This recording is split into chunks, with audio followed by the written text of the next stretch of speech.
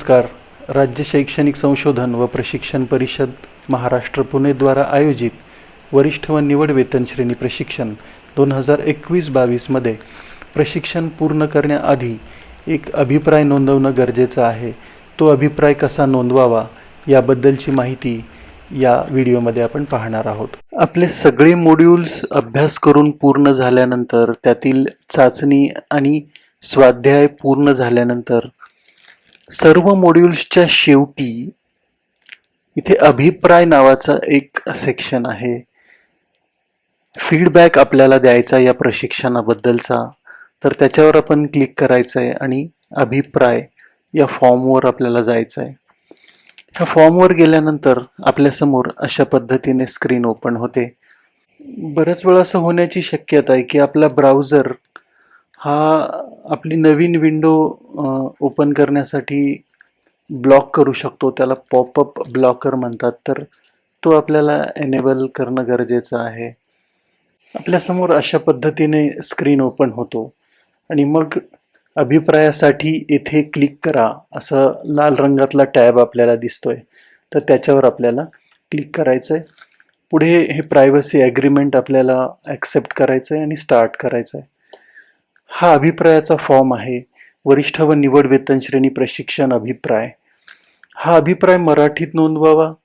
अभिप्राय नोंदवताना नमूद करावयाचा ईमेल आय डी आणि मोबाईल क्रमांक हा रजिस्ट्रेशनसाठी वापरलेला ईमेल आय डी आणि मोबाईल क्रमांकच असावा आणि अंक मात्र इंग्रजीत नमूद करावे. आणि मग इथे प्रशिक्षणार्थी शिक्षकाचे पूर्ण नाव लिहा.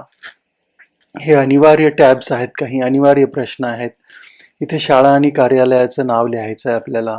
त्याच्या खाली मोबाईल क्रमांक, त्याच्या खाली ईमेल आय डी. हे सर्व टॅब्स कंपल्सरी टॅब्स आहेत, हे भरणं गरजेचं आहे. आपण 8 पैकी कुठलं प्रशिक्षण पूर्ण करताय ते प्रशिक्षण पण आपल्याला सिलेक्ट करायचं आहे. प्रशिक्षणातील विषय, घटक, संकल्पना आपल्याला व्यवस्थितपणे समजल्या का? तर होय किंवा नाही मध्ये याचं उत्तर आपल्याला सिलेक्ट करायचं आहे.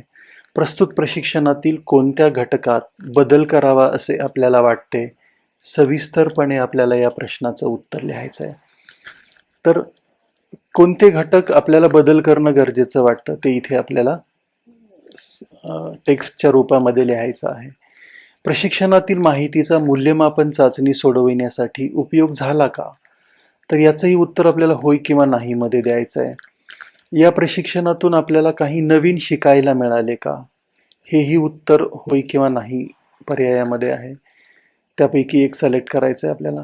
वर्गाध्यापनासाठी या प्रशिक्षणातील माहितीचा आपल्याला उपयोग होईल असे वाटते का? ते पण उत्तर आपल्याला होय किंवा नाही या पर्यायामधून निवडायचं आहे. प्रस्तुत प्रशिक्षणात कोणत्या नवीन घटकांचा समावेश करावा असे आपल्याला वाटते? तेही आपल्याला उत्तर इथे टाईप करून द्यायचं आहे. प्रशिक्षणाची विषय मांडणी आकर्षक आणि मनोवेधक आहे काय? या प्रश्नाचं उत्तर हे आपल्याला होय किंवा नाही पर्यायामध्ये द्यायचं आहे. प्रशिक्षणातील विषय मांडणीला आपण किती गुण द्याल, किती रेटिंग द्याल? तर 5 हे अतिउत्कृष्ट आहे आणि 1 ते 5 मध्ये आपल्याला रेटिंग द्यायचं आहे. तर आपल्याला जे योग्य वाटतं ते रेटिंग आपण द्या. प्रशिक्षणातील व्हिडिओज, ध्वनिचित्रफितीसाठी आपण किती गुण द्याल? तर इथेही 1 ते 5 रेटिंग द्यायचं आहे आपल्याला. 5 म्हणजे अतिउत्कृष्ट. आपल्याला जे योग्य वाटतं ते आपण पर्याय निवडा. आपल्याला इतर काही सूचना, अभिप्राय द्यायचा असल्यास तो इथे सविस्तरपणे लिहावा. तर इथे पण तो तुम्ही सविस्तरपणे लिहा आणि इथे सबमिट नावाचा पर्याय आहे, त्याच्यावर आपण क्लिक करा.